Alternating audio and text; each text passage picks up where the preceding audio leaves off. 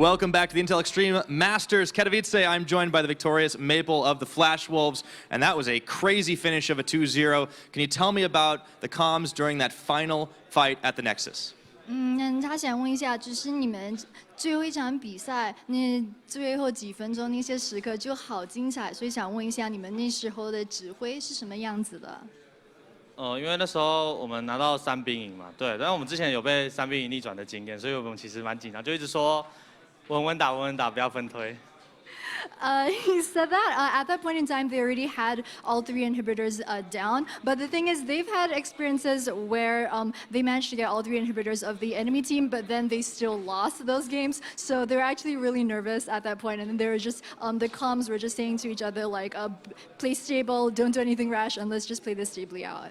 And you guys played it safely enough to finish the game off and take the 2-0. Now, did you feel like you needed to get revenge against the Unicorns of Love for the performance that they showed up against you at IEM Oakland? 就去年 IEM Oakland 的时候，你们的那个总决赛就是闪电狼打 UOL 嘛，然后那次是 UOL 赢了那场比赛得了冠军，所以你有没有感受到这次 IEM Katowice 的时候，你们是个打仇战报仇？因为当时我们打 UOL， 其实我觉得我自己的发挥蛮差的，就是每一场就是那时候都输蛮多线的，然后就这次我就想要把自己状况调好，然后想要复仇这样。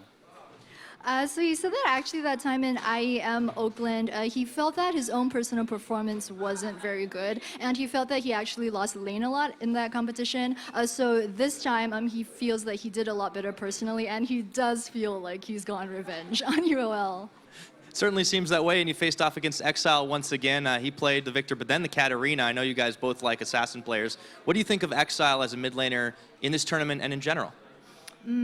就你刚才就跟 EXILE 对打嘛，然后他这次是选了维古多还有卡特，然后他也是跟你一样就喜欢打那种刺客英雄，所以你有没有一些话说，就是 EXILE 今天的表现？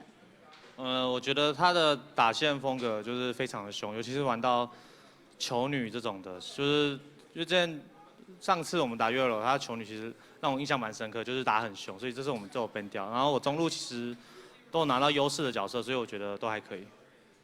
He said that as a player, he thinks that EXILE plays very fiercely and he's very aggressive in lane. And last year at IEM Oakland, he remembers that EXILE played Orianna, and he remembers that EXILE played really aggressively on the Orianna, and it left a very deep impression in his mind. Whereas for this competition, he thinks that because he was able to get champions that had better lane matchups against EXILE, so yeah, he thinks that like he was able to do better. Explains the Orianna bans for sure. Well, you guys certainly got the results. Now, moving on ahead, you're going to be in the semifinals. Are there any mid laners you would particularly like to face off against in the tournament coming up?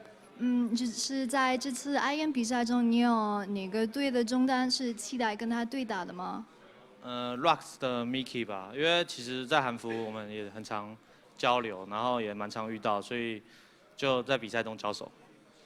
He said he's looking forward to playing against Rox's Mickey because when they play on the Korean server, he actually meets Mickey a lot in the high elo, and they've communicated a bit before, so he's really looking forward to that. Oh, that looks to be an explosive matchup. We'll see if it happens. Once again, congratulations on your victory. And for now, we're going to go ahead and send it back to our experts at the desk.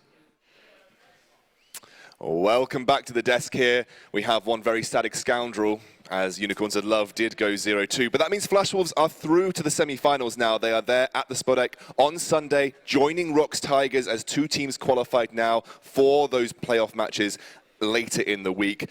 Unicorns of Love are not out yet, though. They still have a chance later on in the day to go up against and redeem themselves and make it to the semi-finals. It's a long road from here, though. You know, you've really got to work it through. I think, actually, it might be Saturday.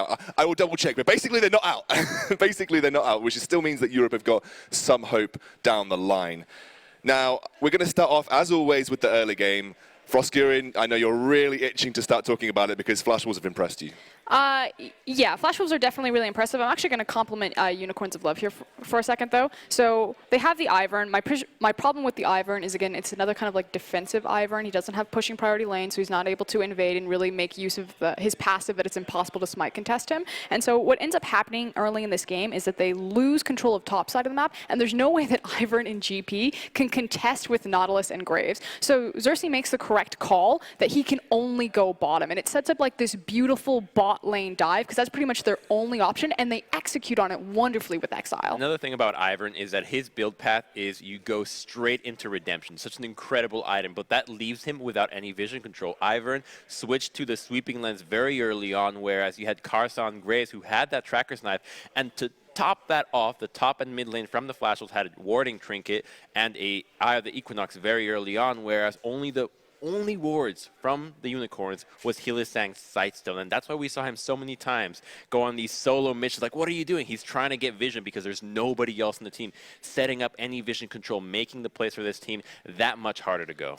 Now, Voskuren, you actually said Unicorns of Love had a pretty solid early game, and we can see that in a replay from about 12 minutes, where they were the ones to actually facilitate that first tower dive. They were the ones taking that decisive movement. And again, this comes back to the idea that he can't go topside. Like, there is nothing but bad news for him there. He's actually even spotted out by a ward, so Flash Wolves like have all information that this is coming in, and it's just better executed by UOL. So props to them, you know, understanding what the call was. Exile is going to make his way down here on the back half of the fight, and Katarina is going to pick up the kills because the teleport comes in. MMD's like, hey, I'm here to save the day. Oh God, this was a terrible choice. Yeah, there's the terrible choices.